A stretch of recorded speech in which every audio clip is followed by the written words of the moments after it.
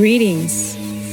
I am Queen of the Stars, coming to you from the liminal space where time isn't linear and multidimensional frequencies are alive and present, emanating from me to inspire truth, authenticity, balance, liberation, and cosmic alignment. True to my name, I travel the stars and cosmos far and wide through my emotional technology and have created this podcast to prophecy.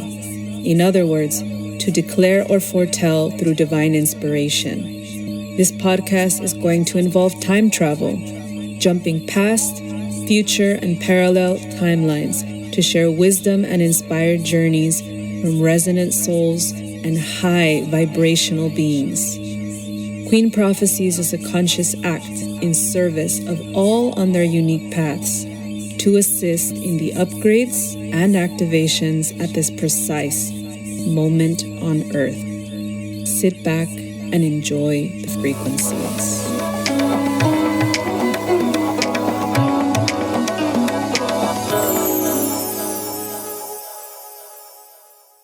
Welcome, magical beings, into the portal of 2022. Firstly, a little heart-to-heart with you here.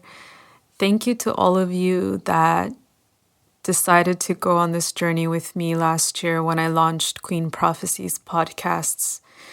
Thank you for tuning in and responding with lots of enthusiasm and excitement and questions and gratitude for what I set out to do last year when I launched on 4/4 of 2021. My oversoul is beaming and she's excited for 2022, but she definitely has one thing to ask for, and that is that if you've received blessings from tuning in, if you've received revelations or just a sense of peace and greater harmony within, that you share this episode or a resonant episode with someone you love. Get the word out, show other people what is possible when we tune into other resonant beings that are in our frequency, and that we know together we're all doing this together. We're guiding each other home, so trusting in that. In this 2022 cycle, we're going far, family. We're going very far and very high, and I invite you to get ready because the time is now. I am honored to share this new episode, the first of the year, a channeled conversation with the mountain consciousness, bringing back my guest Ivan Teller. We speak to the powerful frequencies that Earth's mountains carry for humanity and their role in keeping memory and information, or the Akakash, safe for us. And we even tap into an off-planet feline mountain civilization that is close to my heart. I'm really excited to share this one with you all. I'll leave you with a quote. The Lord often has his prophets climb mountains to converse with him. I always wondered why he did that, and now I know the answer. When we are on high, we can see everything else as small.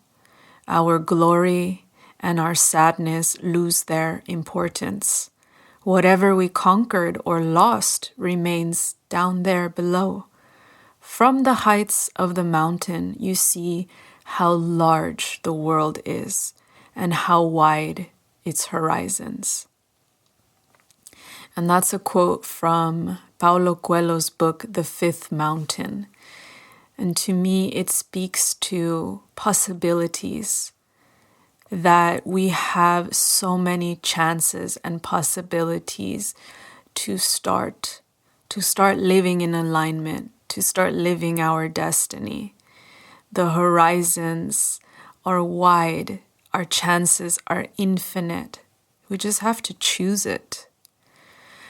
May you enjoy this episode and the opening song, Voces de las Montañas, Voices of the Mountains, by Intiwari Yatiri, which enhances the frequencies of this transmission. You can find all of his musical offerings in the episode description. Loving, loving, loving you all.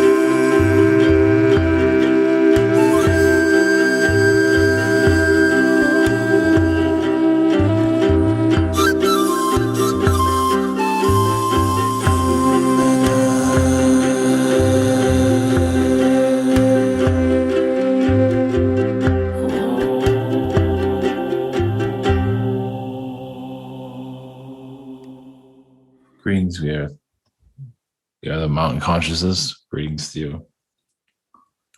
Many blessings. Yes. I thank the mountain consciousness for sharing what needs to be shared today on this beautiful network and grid. Well, we take the mountain or the rock formation. You say it's similar to like a pyramid energy, basically for grounding of the Earth's vibrations, for others to connect with us, to connect to the Earth, to find their power, to, yes, release what is unneeded. We're always there to release what is not necessary anymore. But we're not there to judge. We go through the process of what humanity needs to go through. So we are living in this world just as you are. Even we have aspects of ourselves here too. But we do have, some that are within Tibet, actually monks themselves. They have a mountain consciousness about them. The more that you connect to something, the more you become it. So you become your surroundings.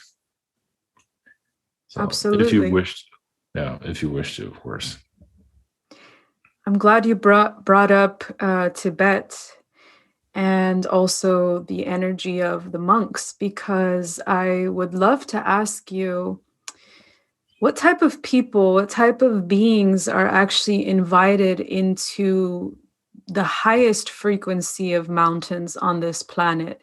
We're talking about an entire world here, many continents that have beautiful mountain, powerful mountain energy. And some of them stand out more than others just in terms of how high their frequency is. One of them being in Tibet. Another one I know I've connected with is Mount Shasta, and another one being Mount Sinai. So, what type of beings are allowed to come and receive in these places and learn and exchange? Well, as all beings are, to name them all, it's just all beings I wanted to learn the human experience. If you want to experience the human experience, they come here. So not all beings need that experience, but those that want to understand the physical here, yes, and connect to mountain energies. So of course, those that live by the mountains become, as I say, become the mountain themselves. They're not there for no reason. And many of those are incarnated, alien beings, alien, souls that are to keep the mountain vibration going. Because, to have people living by a mountain does help with the frequency. That you're asked to be there. You don't have to be there if you want to be. So it's an exchange of vibration between the human and the mountain itself. So it's just anyone that wants to have a physical experience here. Okay, but in terms of somebody living by a mountain or on a mountain, and somebody actually taking a pilgrimage, doing a trek, whether they sleep up in a cave, whether they, just really spend some time outside of the rest of the world up in the mountains, like what type of people are invited to these levels of exchange with mountain energy? Can it be anyone? Do you have to have a certain sense of already direction and purity? Because although I feel mountain energy is inviting to everyone, because of the sheer danger, because of the sheer magnitude of a mountain and climbing one, I do feel there are levels of who's invited to these highest of mountain locations. Well, there are some that, they climb the mountain to interconnect with it, to be a part of it, like be part of themselves. Like they can't find salvation or they can't find direction themselves at all. they connected to a mountain brings a certain type of fulfillment. Okay. So some are, yes, feline people, because you do see cats, and also you see different type of animals, and those type of animals are in the people themselves. So you have feline people, you have canine people, even insectoid people that can brave the mountain terrains. But a lot of it has to do with just soul fulfillment. It's like maybe life hasn't gone the way they thought it would, or they just haven't exactly been the most positive person.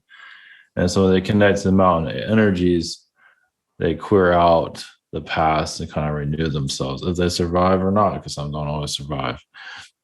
It's like it doesn't matter as long as this is where they want to die. so it all depends on a person. So if they're going to be climbing a mountain, most likely they have some kind of connection with us. It's like, and really a lot of people do want to exit, within our energies. And we do help them cross over too. So, and some do put themselves through a great deal of pain, because it's something they feel like they need to go through. So are you saying that there are many people that go to the mountains to actually leave this earth plane? Mm-hmm. Yeah. Mm-hmm. Some do it for excitement, but the danger of it, we realize the danger of it. It's like, if they survive, that's great. But if they don't, that's fine too. Imagine you get that feeling. So they know so it's not exactly a safe trek usually. Usually especially the highest mountains. You just never know. Yeah. But they wouldn't want to be anywhere else. But for those that are just climbing a mountain, that's for them, it's basically it's like a reset. Mm-hmm. If it's one that they know they're going to survive, it's just, it's like, look, I accomplished this and I can do more in my own life. So can you tell us a little bit about the energy, any stories, any frequencies from Mount Shasta? well, Shasta is, you can say, slightly being worshipped. Mm-hmm. And you can probably feel some of that. And people go there to clear that energy because it can get a little bit heavy. So there's a diverse type of vibrations that go there. Some do hide their intentions there, and others are there to have it be seen. So some people feel they can go to Mount Shasta and do whatever that is, maybe not always of the light. And others go there to bring light to it. So there's nothing can be hid there. So it is a ritual mountain, you can say. It's a lot of inner rituals. It's a lot of people are connected to it spiritually. So it does attract a lot of people to just feel like they're at home. So it also reminds people of alien incarnations, alien worlds. The mountain itself is very alien. Mm-hmm. So it's just through a human experience. So you can probably feel that mountain is in many different realities, where people just feel at home. Can you tell us a little bit about the obsidian energy connected to Mount Shasta? Part of the mountain has massive, obsidian rocks coming down the side. And what does that energy bring? Yeah, an alien energy vortex. A clearing, a healing frequency that is unique compared to other mountains. A lot of mountains do have healing energies. This one in particular was made, to attract people, to do a lot of energy work among people, even when they're not aware of it. Doesn't matter if just being there does a lot of energy work. It does bring people together. It also does separate people that don't need to be together anymore. So it does a lot of inner work within the chakra. Well, the longer you're there, the more you change. And it does call people there to heal the mountain itself due to many that are called there to call bring their problems there, and others there to release those problems, because it does get the mountain does hold a lot. It just pulls it in. Mm-hmm. So, Could you share a little bit about the energy of Mount Shasta on winter solstice last year? Because I was actually on top of Mount Shasta in the snow on the 21st of December last year.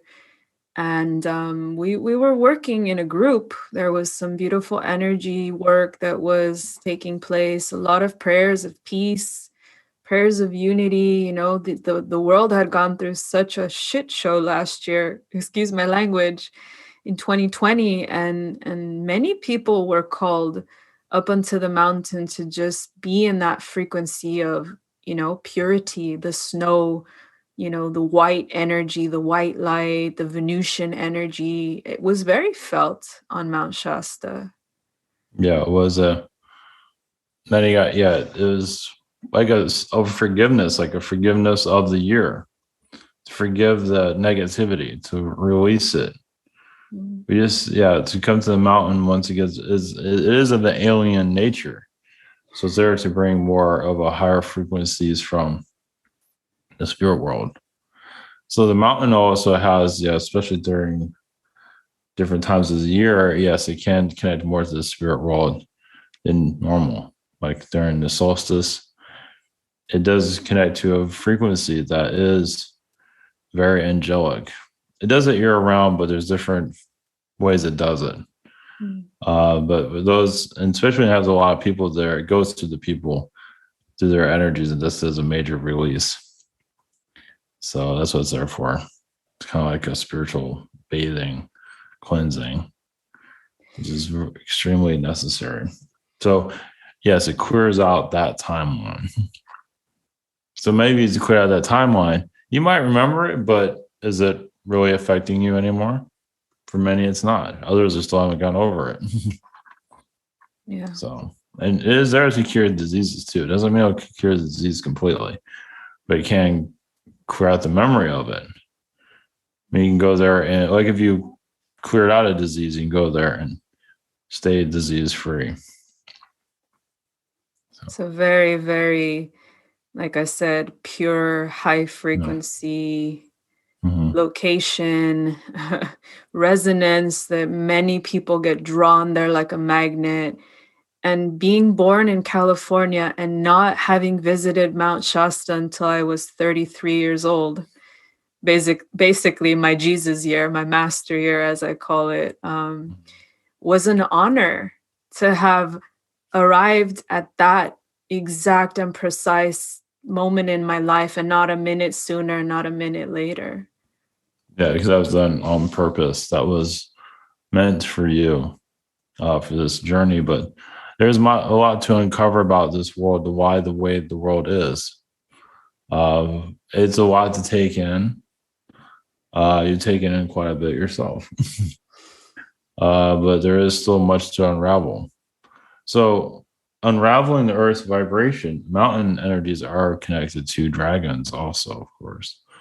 Of course. So, the hidden dragon, which is a good thing to find, but others have made it difficult for them to be seen. So, agendas keep those realms closed, but many of you are here to open them. So, the chaos of the day, agendas, and all of this. Where it comes down to, some of you just come here to see a dragon. No matter what you go through, all the hardships, everything's like, I just want to see myself a dragon. And there's possibly you will. You might see it in your mind's eye, or physically, who knows? It's different for everybody.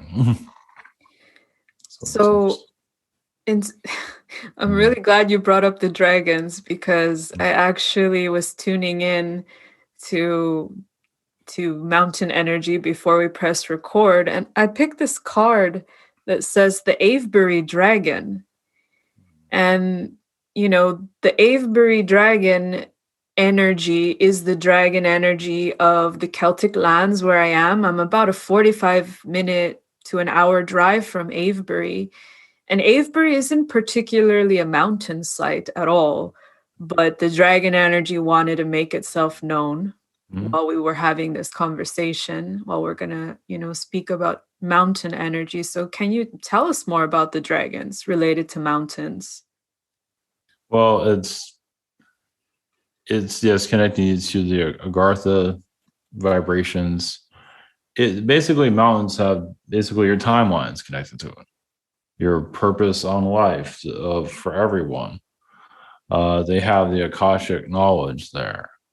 Of course, it gets hidden, and you are here to discover it. So yes, each of you can say you are like a archaeologist in some form to unravel what is here to yes find a diamond or whatever it is, diamond in the rough. The dragon frequencies were, of course, you have dragon energies, of course, because you are at home with them, even if you don't see them. So technically, you did find your dragon. Uh, Mm-hmm. it's just they have that made themselves known physically, which anything's possible there. So you're receiving the knowledge from them. Of course, anybody can do that anywhere. But where you are, it's but so your dragon energy is also connected to Asia. You have a lot of diverse incarnations, of course, many do. You have a one direction you think it's going with the Mayan energies, but there's also an Asian connection there. Absolutely. The Asian dragon, I believe, I would say it's the strongest dragon energy you have, actually. Because the reason being is because of all the challenges we went through for Asian incarnations. Which are heavy. You probably feel some of that. Well, funny enough, I'm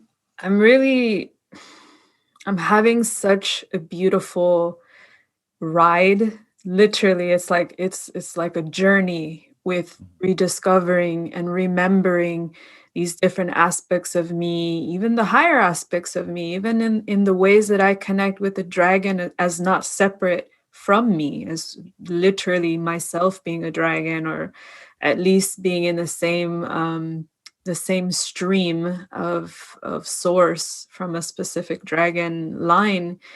But the most beautiful thing about, I guess, mountains and dragons is just they're all ways to remember. Mountains have given me so much remembrance Yes. of pieces of my soul, pieces of my Mhm. my soul story. Mount Sinai being one of them, Mount Shasta being another one, this beautiful mountain that is calling me back to Ireland probably next year, this beautiful mountain called Mount Brandon in the Dingle Peninsula of Ireland. So, could you share a little bit about dragon or mountain energy in Ireland?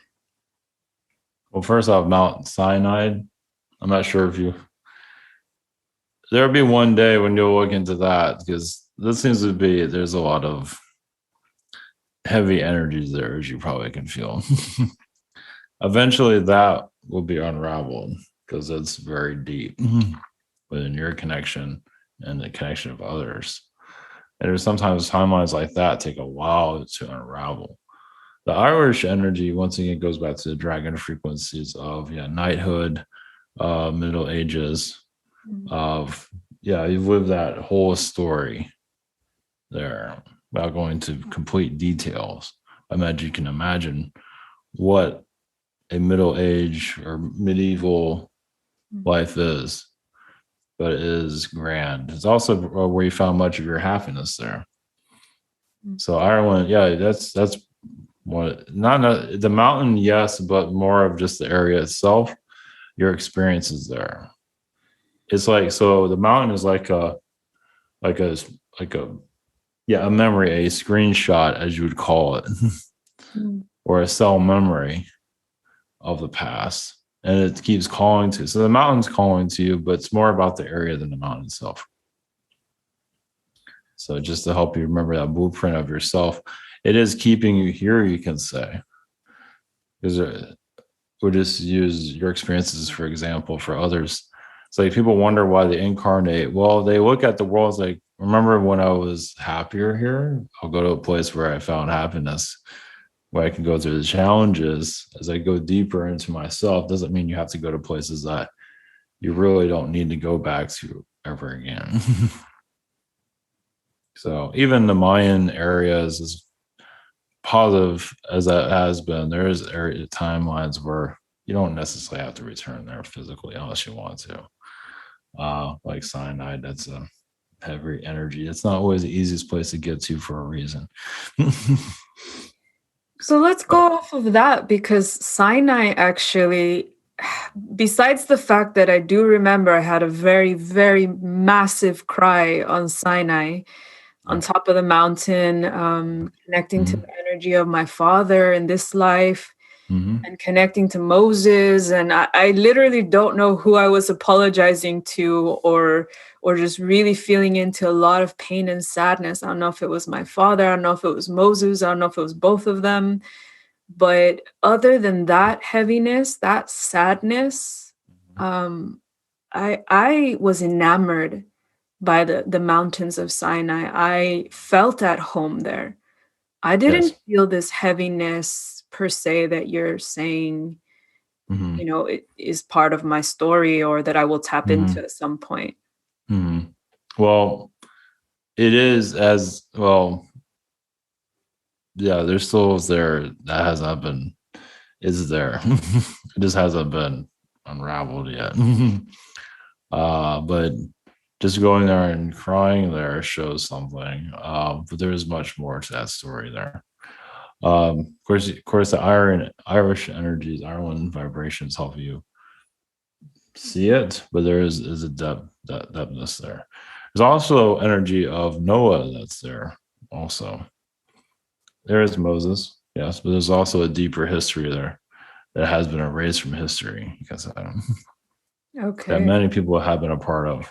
That's not in your history books. So it's hard to retain it, hard to activate it because there's nothing there to go by to find it. So you're actually bringing up an important point. A lot of the ancient prophets, they spent time in the mountains. They spent time in the sacred mountains that were either closest to them or sometimes they weren't close at all. But can you tell me some more, important people in history that would have spent time in Mount Sinai? So Noah, we know Yeshua as well. Yeah, Yeshua is what we're going to say.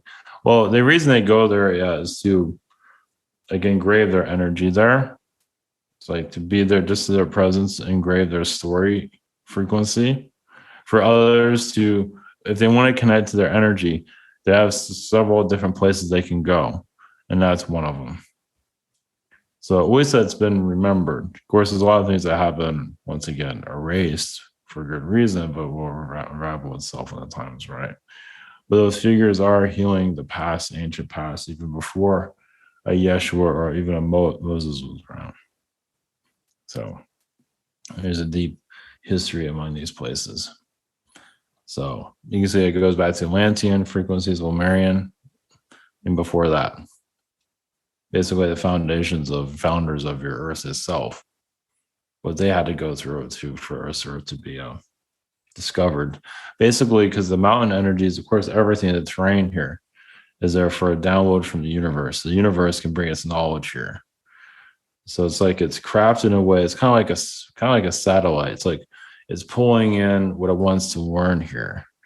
So if we're going to make this world difficult, well, we have to design it to be able to harness it, to pull it in, and to keep it here as long as it needs to be here. And eventually it'll be, because some want, yes, the better life and all, which is fine, but like a school has 12 years in it or more. School, says you can't leave until you graduate. So it has that too. It has things. Any other beings that want to reveal themselves as somebody that walked on Sinai that maybe we're not aware of? So we're aware of Noah now, Yeshua, Moses, anybody else that would have been in Mount Sinai? Mother Mary has been there also. Joseph, Mother Mary. Anunnaki have been there. Of course, any alien being, of course, they're going to go to everything. Just like you, they're going to go see the sights. And even the aliens bring some of their DNA to those places. Well, even we'll use the Anunnaki, for example, but there's others. Others that don't want to reveal, they're so ancient. But just use the Anunnaki, for example. It's like some of them, they said, we'll take care of this place too. It's like, we understand the importance of this world. So we won't take advantage of it. Of course, some have, of course, but others agreed to keep it here. So you can say the Palladians. You can see also look at the star system. Like, what can you see from that mountain range? Sirius and Orion's belt were so present when I was going up and down the mountain 2 days in a row, 2 nights in a row. So that's a hint of who's there. It's very prominent for a reason. Yeah. Because they're watching over that. The world itself, and obviously in Orion, yes, they've, their races, they have gone too far many, many times here. That's what the Syrians and other beings are here to balance it out here. They do take advantage of humans a lot. They know that. But that's why many of you incarnate here, to balance it out. So you go look at the mountains as the Earth's Akashic record in the physical. And you just feel in the vibrations what you feel from it. Maybe not everything will be revealed yet. Just like a book, you might skip over a couple pages, or pages weren't there to begin with. New chapters appear all the time. But it's all vibration, though. The mountains are doorways to other realms. So, okay, so let's go off of that, and let's actually go to South America, because in South America, I learned last year that the mountains of Peru are basically sacred beings.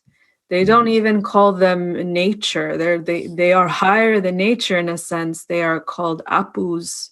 They're venerated. They're honored. The people that connected the mountains in the sacred valley of Peru, they even know that there's a whole system of which mountain to climb first and which mountain is most connected to your soul's path. They have so much ancient memory about even how to go about in the initiations with these different mountains. They don't start with the highest mountain, first of all.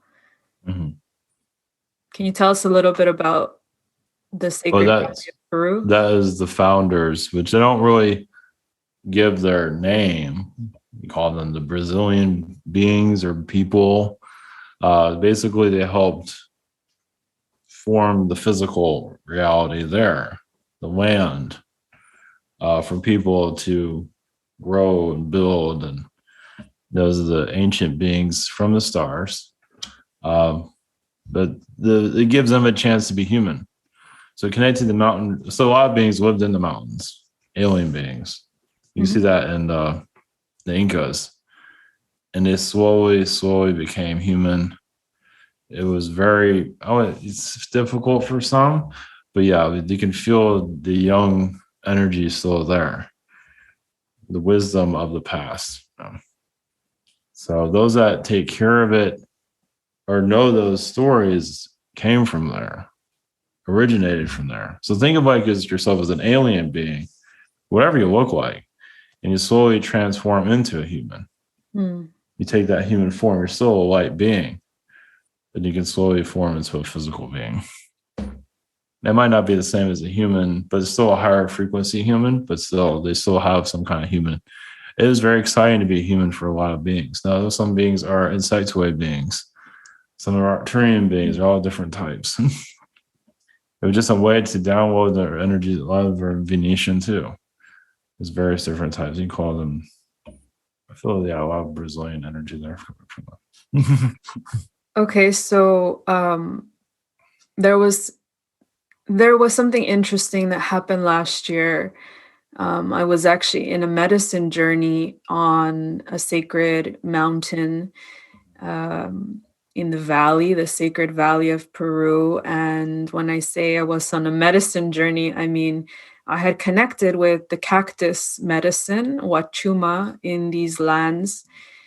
And therefore, I was in higher states of consciousness. And what I experienced during portions of that journey on the land, in the mountains, was that I felt myself as a mountain of Peru. But I'm saying that it in a way that I want a little bit more clarity, because in that journey I was a mountain, and every other mountain was related to me and was my brother and sister, and I basically needed permission from the mountains of Peru to leave, because I had been stuck in Peru for 10 months, and I had to say goodbye to my family and tell them I'll be back, in order to leave. That's what it felt like in that journey. But it shows one of your earliest soul origins then. So you were at home.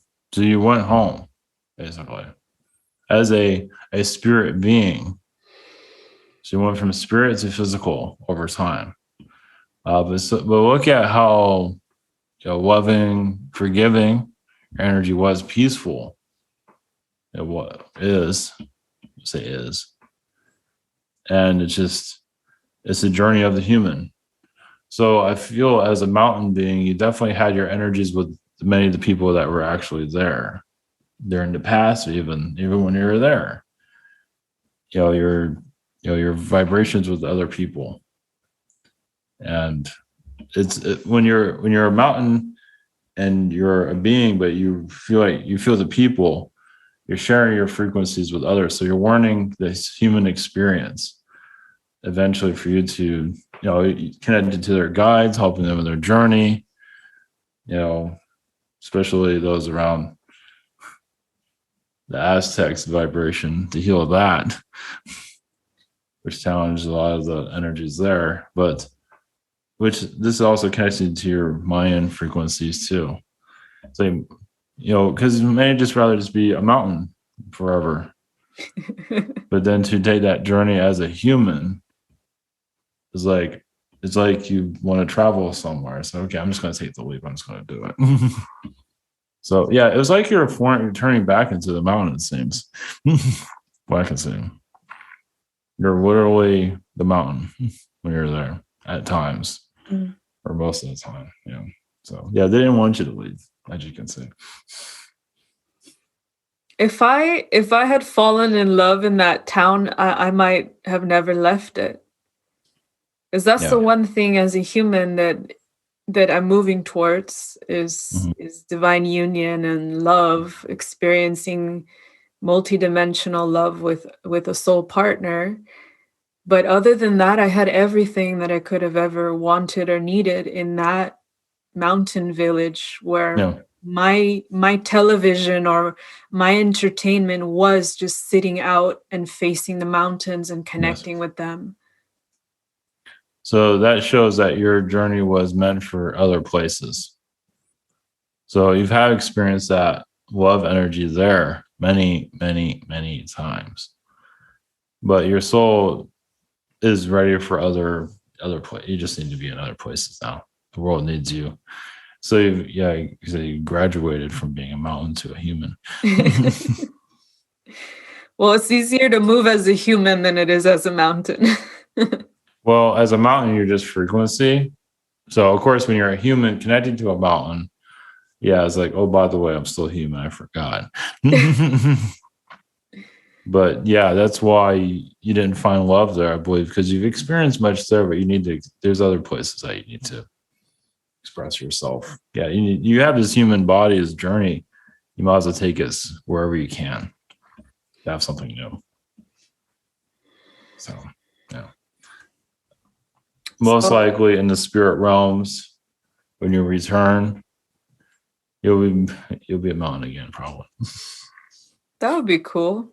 Yeah, I could do that.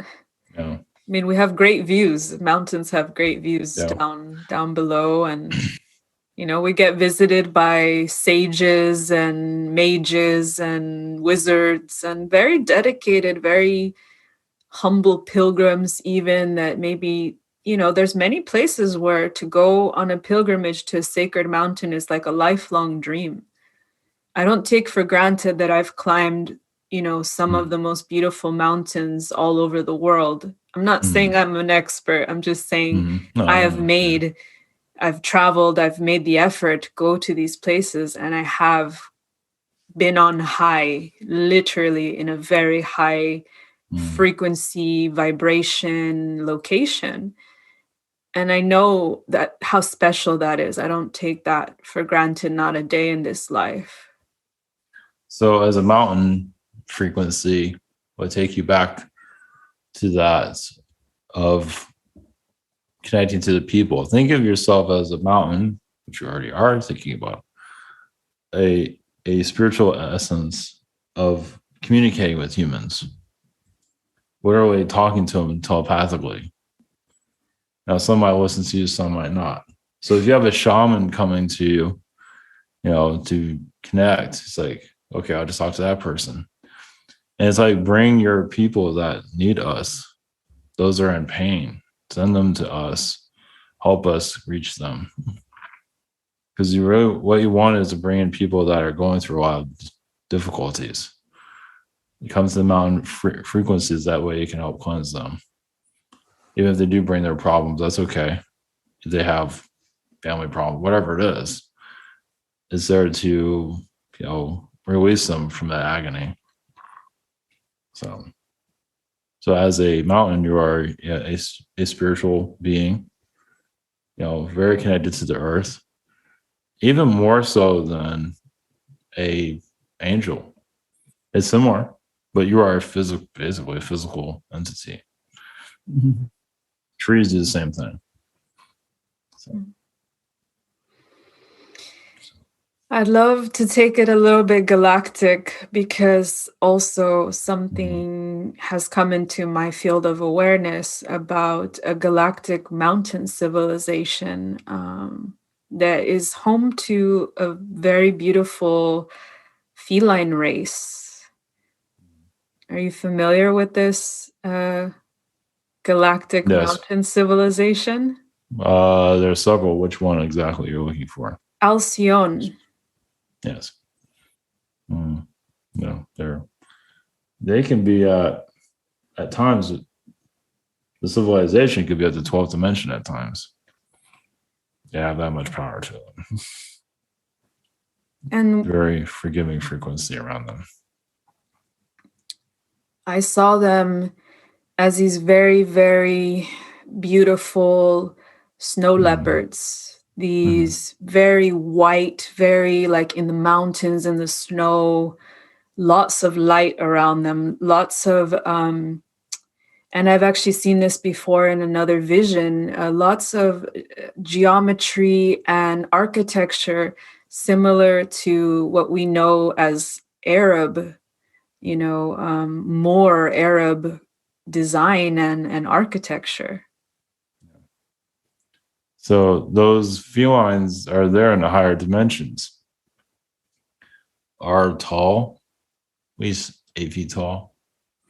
They're usually of a white frequency. I mean, they look white, like white lions, white tigers, white felines in general. They do have spots that distinct themselves, but they can easily connect to the 12th dimension. Of course, they can also connect to the 4th dimension.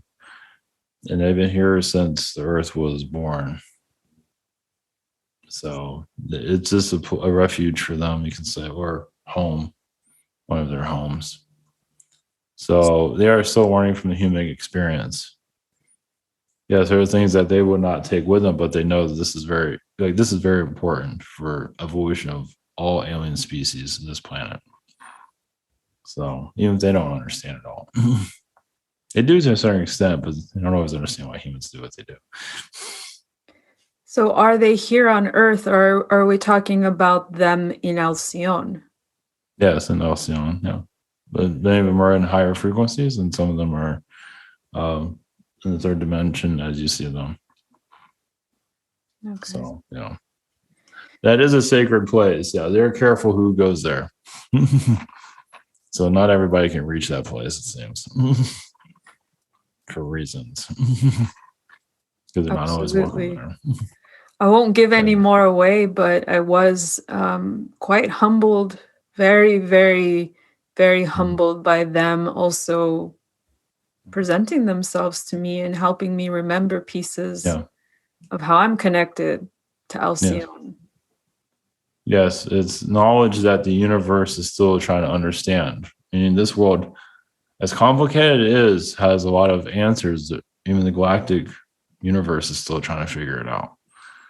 So this planet is a grounding world for the universe itself, to realize its power. Yeah, you might be a higher frequency being, but can you test it? How will you use it on this planet? Use it for good, or use it for other things? So it's a testing ground. Not everybody passes, but that's the point. So this world is very has a lot of purposes, and that would be unraveled. Yeah, of why this world is even here. There's certain mysteries. You're here to unravel those mysteries. Those that need to find it will find it. Not everybody's asking those questions. Not everybody's looking, just like not everybody's Oh, going to climb a mountain to find themselves or to find don't need truth to. or to find clarity or peace. Well, that means there's a lot here to learn at the third dimensional level, at the level that they're in. Doesn't mean it's a lower level. Some might see it that way, but that means there's still something there that needs to be experienced. So it still has offering of knowledge that some souls they need it, whatever it is. So those that found a mountain go to a higher frequency, meaning that they're remembering, their councilships, their council connections in the higher planes. So I love what you were saying about the grounding energy of Earth, because even you're helping me see and remember that there are a lot of humans right now that need to feel grounded, need to feel like they're walking on 2 feet on Earth. And if you climb up a mountain, all of a sudden you can feel like you're not I don't know, where it feels comfortable, where it feels good. You might get dizzy, you might stumble, you might not even make it halfway, and that's okay too. But it's also okay to be on the ground level and to experience a lifetime like that, where you are just grounded in the very physical reality that you've created, that you've attracted to yourself. So I just wanted to highlight that. I'm not I know myself, and I'm learning more and more about myself every day, but I also know where I have been, even in this life. I've been learning. This is a constant devotion to even grow in the ways that I have. But I have a lot of compassion for people that, do it a different way in one lifetime. yes, so for a mountain, so those that want to climb it are connecting to their athletic side, you can say, their feline side, insectoid side, whatever it might be. Others just need to see it. You need to be at the ground level of it, which is completely fine. You can be close to it. Wherever you need to be, that's where you need to be. Not everybody needs to climb it. Those that need to climb it need to not always prove something to themselves. Some do. But yeah, some just like that. If they feel like climbing it, they're going to keep trying. Depends on the person, of course. But yeah, it's not easy as you know. You have to be really dedicated to do it. It's like, what is up there? Well, it's a soul. It's like you've been there as a higher frequency being. So why not do it in the physical? And when you see how hard it is, like, wow, that shows how hard this world is. If it's that difficult to climb a mountain, so that shows you life is not easy. We're just still, look at the positive sides of that, though. The challenges of it. So I also feel like there are many civilizations that are in different dimensions here on Earth, different realms and dimensions, but they are absolutely alive and well and devoted to, being in these etheric temples and these healing centers, whether it be in Tibet, whether it be in Shasta, or wherever else in the world. But they are providing a lot of frequencies through the mountains to us, I believe.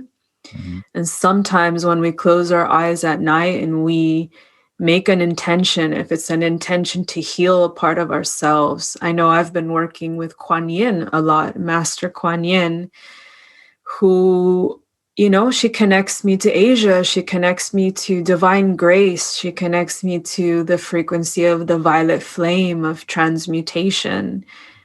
And she also connects me to dragons. And I think of her, maybe I've sat with her in a mountain in another life, or just like I said, in meditation and in dream states.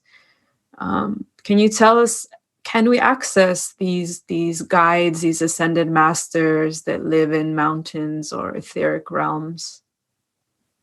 Yes, there are beings like even the mountain. Imagine, well, not everybody might see. There is a face in each mountain. You almost see like a body in some form. Like there's the arm, there's the hand, the face, what matters most.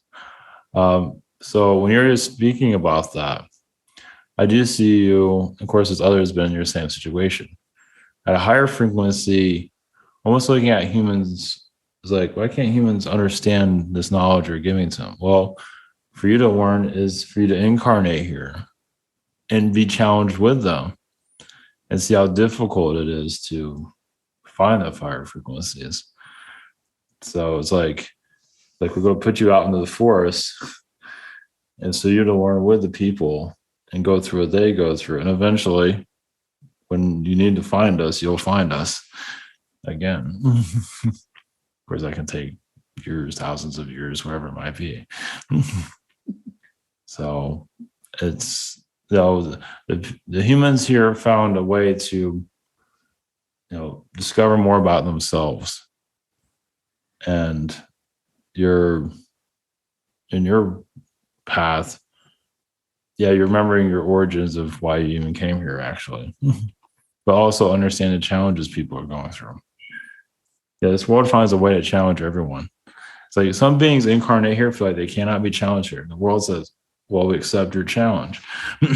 We challenge you with the challenge. We'll find a way to make it difficult for you. We'll see what we can learn from you. If our challenges don't work with you, well, we learn a lot from you. And vice versa. So that's where Mother Earth comes through. It's like so many people want an easy pass, but you came in here to begin with, so understands why they want to break. But she's impressed by those, just anybody incarnates here. Because those stories galactically, is like Earth is kind of like sort of like a forbidden planet in some ways. But those incarnate are just brave enough to, whatever incarnation you choose, even for animals to come here is pretty rough. So it's just, it's not just challenges, there's more to it than that, but it's just like, this is the world to take you to the next level. As some of you probably heard. It's like a soul can go to higher frequencies, and that's fine, but can you handle an incarnation on Earth to go, because this world takes you to another level of your evolution. That's why so many come here. So if you graduate from Earth with some, a really beautiful, expansive life that you lived here, does that kind of determine what next type of world you get to go to? Like, do you get maybe your first or second choice then by graduating through Earth? Well, yeah, many don't want to graduate. They just keep coming back. As you probably can see some of that energy. They don't necessarily get trapped here. It's just that they're just different. It's like, the world needs certain souls. And even no matter, a lot of people are worried about being trapped here, but it's like, we understand people are going through difficulty, but they're not always realizing what they're giving to others either. It's hard to see that. So it's like when you realize the impact you have here, even if you're like, oh, I'm just a human, I'm nobody, but on a higher level, you're much more than that. But yes, many do go to Palladian realities, Syrian realities, wherever they feel like they need to go take a rest. But many do come back after that rest. It's like, well, I'm all rested up, and I think I can handle the planet again. Hopefully. Maybe. Hopefully. Maybe not, maybe.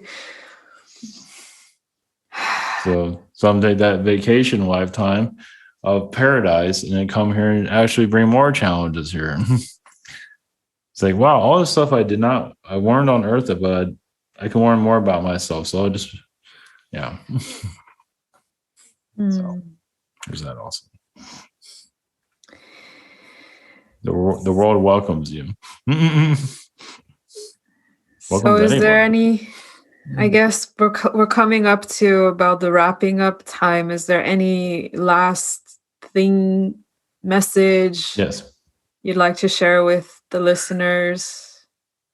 So the Mayans think of it as a doorway to a higher frequency that you open up. Of course, you connect to others, Asian energies, the dragon energy, but the Mayans was basically to let souls here release a lot of their troubles to heal. They're still here. That's why you tap into to even obviously heal your own struggles here. Because the world is technically like a forest. There's energy forests. It's hard to see the future. It's hard to see, you're moving vibrations around. It's like, oh, I think I can finally see. Nope, can't see where things are going. So, but Mayan energies, even Asia is unlocking the Earth's challenges, so you can at least have some breaks.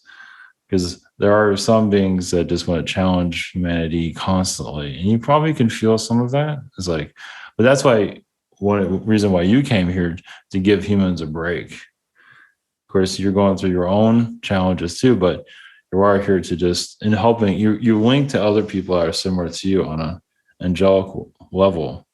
So that let humans breathe, have a good day, have a couple of days that are good, a week that's good, or more than that. So you can just realize the good things in life, being thankful. Not everyone's thankful. Well, it's not because they're being challenged so much. Of course, they can thank themselves for being challenged, which is a difficult one. But that mountain frequencies, we learn from everyone, though. But beings that want to incarnate here are always around the mountains, always. They're learning from you, like Shasta. So when you're going to Shasta and your friends, and new beings are here saying, oh, they're usually alien. It's like, maybe I should incarnate as a human. Those people are nice. Maybe if I incarnate, be like them. Did they hear me like singing and rattling and see me smoking my tobacco in Shasta alone in the mountains? Yeah, because people here inspire beings to incarnate here, to be like you, similar in their own way. You're always learning from somebody else. That's just the nature of existence. There's nothing wrong with that. So you are inspiring beings to come here. The Garthian beings, they incarnate as human, because a lot of them are at a higher frequency. They still have their challenges, but they can inspire this. Maybe this Earth thing isn't so bad being human. Some of them are like, oh. I mean, the Garthian beings are the closest here to human. Your elf people, your even tree people, your mountain people, for example. So it's like they're always assisting humanity's growth. But there are some times when they decide to incarnate here because they know without humans here, they wouldn't exist. What would be their purpose? And they'll exist somewhere else. but many of them have brought a positive frequency there. So I have one last thought, actually. yes. Are there any mountains here on Earth that we should keep our eye on, or just a few names of mountains? Maybe if it resonates with somebody, if they've been feeling called to go to these places, it'll just be that confirmation of like, okay, I think I'm going to go to that mountain. Well, the mountain that would be called Mountain Olympus that inspired it, like in ancient Greeks, has a lot of power connected to it. a lot of mysteries, a lot of early human DNA there. That's the only one we can really mention at this time. That was sometimes naming one is better than none. Wonderful. Yeah. On Olympus. Love that. Yeah. Think of a Mount Olympus as like, humans going into the human form now. You're going, you have your Greek gods, you're going into this journey of human. And the mountain is very much involved with that. So all right. Blessings. Thank you so much for your frequency. Of course.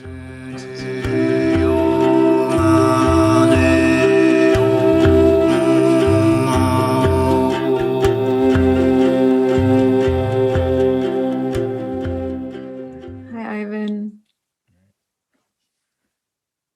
How are you? Yeah, I'm good. Yeah, it was different. I did see feline beings at the higher dimensions somewhere. I literally saw them. So, they're just standing there. I mean, I imagine I'm doing more than that, but yeah, we did bring you through some beautiful feline threads in some of these mountain places that we discussed, and you have your little feline being in the back too that came in midway, and I think we brought through some beautiful frequencies, some grounding energy, some expansive, higher dimensional energy. I'm so thankful. Yeah, it was definitely different. Yeah, there's a lot more. If we connected to a specific mountain, it would be a bit, because that was just a consciousness. Anyway. Yeah, I wanted to keep it broad because I love surprises, and I knew I wanted to take it galactic as well and ask about a specific mountain civilization that was like a feline mountain civilization outside of Earth. So I'm really grateful. I'm really thankful for what we were able to collaborate on and bring through. And I'm always so humbled at what you do, Ivan. Glad to be part of it. That's just one aspect of it. There's always much more. There's always more. So I'm going to leave all of Ivan's information in the description. Obviously, I think many of you have heard already Ivan's channeling on the first episode of season 2. So if you haven't, you can listen to that now. And just beautiful to connect with you. And we'll see what happens on the next one. All right. Good. Looking forward to it. Blessings.